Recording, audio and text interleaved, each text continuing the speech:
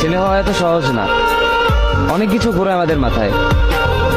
সব তো তোমার বইলা বোঝানো যাবে না, তারপরও কিছু বলি শোনো। আমরা ছেলেরা বউর সামনে মার সাথে ভালো করে কথা বললে মারা চলে থাকা সন্তান, আবার মার সামনে বউর সাথে ভালো করে কথা বললে বউর গোলাম।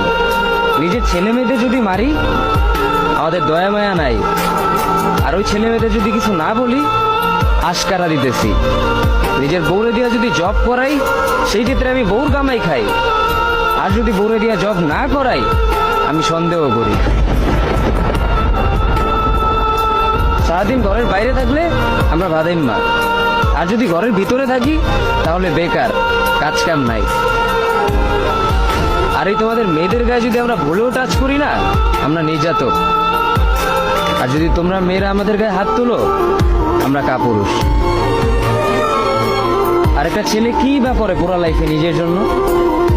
মার ওষুধের থেকে শুরু করে বউ বাচ্চার প্রত্যেকটা সব পালন করার দায়িত্ব একটা পুরুষের। কিন্তু কি লাভ এত কিছু কইরা?